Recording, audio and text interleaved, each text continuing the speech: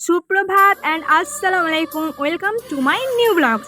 তো দেখতেই পাচ্ছ সকাল সকাল আমি চলে এসেছি রান্নাঘরে। আর প্রেসার কুকারে মটর সিদ্ধ হয়ে গেছে, গ্যাসটা ধরিয়ে নিয়েছি, কড়াই বসিয়ে দিয়েছি, কড়াই গরম হয়ে গেছে, তাতে দিয়ে নিয়েছি সরিষার তেল। তেল গরম হয়ে গেছে, এবার আমি একে একে দিয়ে নেব তেজপাতা, শুকনো লঙ্কা আর গোটা জিরে, একটু ভাজা ভাজা করে নেব।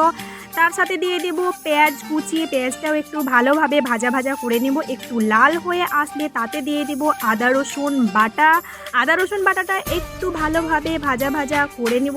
একটু লাল হয়ে গেলে তাতে দিয়ে দেব হলুদ গুঁড়ো, লঙ্কা গুঁড়ো। এবার মশলাটা একটু নাড়তে থাকবো, নেড়ে নেড়ে মশলাটাকে একটু হালকা লাল করে নেব। তাতে দিয়ে দেব জিরে গুঁড়ো। জিরে গুঁড়ো দেওয়ার পর একটু মশলাটাকে আবারও ভালোভাবে কষিয়ে নেব। ভালোভাবে এইভাবে নাড়তেই থাকবো। আর আজকে ঘুগনি রান্না হচ্ছে, খালামারা এসছে সেই জন্য। তাতে এবার আমি ঘুগনিটা দিয়ে দিলাম। তাতে সেদ্ধ করা আলুটা দিলে ঘুগনিটা একটু মাখো মাখো হবে আর খেতেও বেশ সুস্বাদু হবে।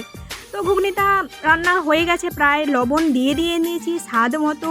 এবার দিয়ে দিলাম গরম মশলা ওপরে, এবার নামিয়ে নিয়েছি, আমাদের ঘুগনি রেডি।